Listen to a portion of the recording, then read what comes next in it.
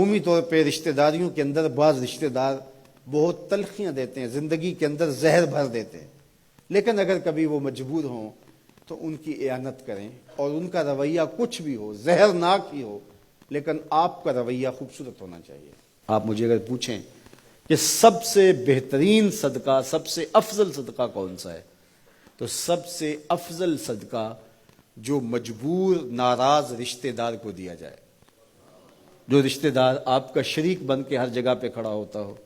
ہر خاندانی میٹنگ میں، ہر خاندانی ایونٹ میں آپ کے مخالف کھڑا ہوتا ہو، آپ کو نیچا دکھانے کی کوشش میں لگا رہتا ہو، اور کسی وجہ سے وہ کمزور پڑ جائے، مالی مشکلات میں مبتلا ہو جائے، اور آپ اس کی مدد کرنے کی پوزیشن میں ہوں، تو آپ کا نفس آپ کو کبھی بھی اس کی مدد کرنے پہ آمادہ نہیں کرے گا، آپ کا نفس روکے گا، آپ کہے گا کہ یہ تو ہمارا شریک ہے، تو سانپ کو دودھ پلائیں، اب تو اس کا سر پاؤں تلے آیا ہے، اس کو تو کچل دے، یہ تو میرا دشمن ہے، اس کو طاقت دوں۔ نفس کبھی بھی نہیں چاہے گا کہ اپنے شریک دشمن کی مدد کی جائے، لیکن سب سے افضل صدقہ وہی ہے جو ناراض رشتہ دار کو دیا جائے، اس لیے کہ اس میں نفس شامل نہیں ہوگا، اور جس عمل میں آپ کا نفس شامل نہیں ہوتا اس عمل سے تمہارا رب راضی ہوتا ہے۔ تو رشتہ داروں کے ساتھ سلوک اچھا کرنا، رشتہ داروں کے ساتھ رویہ خوبصورت کرنا، یہ تمہاری زندگی کا اسلوب۔ مجھے بتائیے اہل مکہ نے، حضور کے رشتہ داروں نے حضور کے ساتھ کیا سلوک نہیں کیا تھا؟ اوجریاں ڈالیں، کانٹے پھینکے، راہوں میں گڑھے کھودے، اذیتوں کے پہاڑ کھڑے کیے، اور کیا کیا مصیبتیں نہیں تھی۔ حضور شہر مکہ سے چلے گئے مدینہ المنورہ، اب جب فتح مکہ ہوا تو حضور جب تشریف لائے تو ناقہ پہ سوار ہیں، تو اب یہ تھر تھر کانپ رہے ہیں سارے رشتہ دار حضور کے، برادری کے لوگ، انہیں پتا تھا کہ آج ہمارا آخری دن آ گیا ہے، اور اگر بڑا بھی رحم ہوا تو کم از کم ہمیں شہر بدر تو کر ہی دیا جائے گا۔ اب حضور تشریف لائے، سب کو جمع کیا،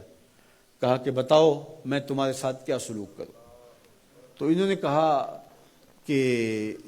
آپ کریم باپ کے کریم بیٹے ہیں،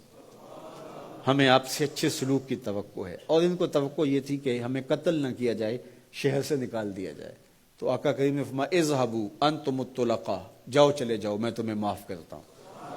اور آج تم سے وہی کہتا ہوں جو حضرت یوسف علیہ السلام نے اپنے بھائیوں سے کہا تھا،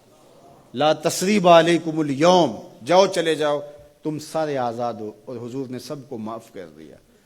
معاشرے کے کمزور لوگوں کی حضور علیہ السلام مدد کرتے، ان کا بوجھ حضور اٹھا لیتے،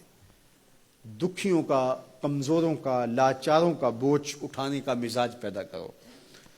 لوگوں کی ضرورتوں کو پورا کرنے کی کوشش کرو،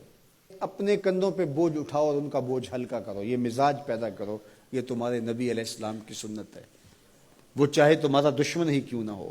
لیکن اس کا بھی بوجھ کم کرو، اس کا بوجھ اپنے ذمہ لو۔ جس کا کوئی کمانے والا نہیں، معذور ہے، اپاہج ہے، لاچار ہے، زیادہ بچوں کا بوجھ ہے، اور ذرائع آمدن تھوڑے ہیں، تو آپ کثیر العیال لوگ ہیں جن کا کوئی مددگار نہیں ہے، آپ ان کی مدد کرتے ہیں، ان کے کام آتے ہیں، آپ ان کے لیے کمائی کرتے ہیں۔ یہ بات ذہن میں رکھیے، کمائی کرتے ہوئے 3 نیتوں کا استحضار رہنا چاہیے،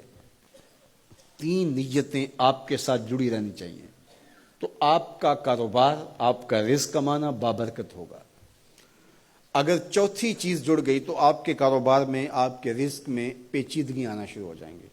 سب سے پہلی نیت آپ کے ساتھ یہ جڑی ہو، عموماً ہم سب کے ساتھ یہ نیت جڑی ہوتی ہے، اور وہ یہ کہ ہم اپنی ضروریات کو خود پورا کریں اور سوال کی ذلت سے بچیں۔ دوسرا مقصد، جو میرے زیر کفالت لوگ ہیں، وہ بچے ہیں، بیوی ہے، بوڑھے والدین ہیں، وہ چھوٹے بہن بھائی ہیں، یا جو لوگ بھی میرے زیر کفالت ہیں، ان کی ضروریات کو میں نے پورا کرنا ہے، اور اس کے لیے میں یہ رزق کما رہا ہوں۔ تیسرا مقصد ہمارے ساتھ جڑا ہونا چاہیے، اور جب بھی ہم کمائی کر رہے ہیں تو ہمارے ذہن میں یہ بات ہو کہ معاشرے کے وہ لوگ، وہ میری گلی میں ہیں، میرے رشتہ داروں میں ہیں، میرے محلے میں ہیں، یا کہیں اور ہیں، جن کا کوئی کمانے والا نہیں ہے اور مجبور ہیں، میں ان کی مدد کروں گا۔ اللہ مجھے اس کاروبار سے، اس وسیلہ رزق سے اتنا عطا کر دے کہ میں اپنے بچوں کی کفالت بھی کروں گا، اپنی ضرورت بھی پوری کروں گا، اپنے والدین کی خدمت بھی کروں گا، اور معاشرے کے ان کمزور لوگوں کی مدد بھی کروں گا۔ وہ کام جن کے ذرائع نہیں ہوتے آمدن کے، بلکہ اخراجات ہوتے ہیں میں ان کاموں میں لگوں گا، مدارس دینیہ ہیں، مساجد ہیں اور دیگر ایسے کام ہیں، میں یہ خدمت کروں گا، اس لیے میں کما رہا ہوں، تو یہ رزق بابرکت ہوگا، اور آپ بیٹھے اپنے دفتر کی کرسی پہ ہوں گے، تمہارا رب تمہارے نامہ اعمال میں ثواب لکھا رہا ہوگا، فرشتے نیکیاں لکھ رہے ہوں گے۔ تو یہ سراسر دین ہے، یہ سراسر اچھائی ہے، نیکی ہے، عبادت ہے۔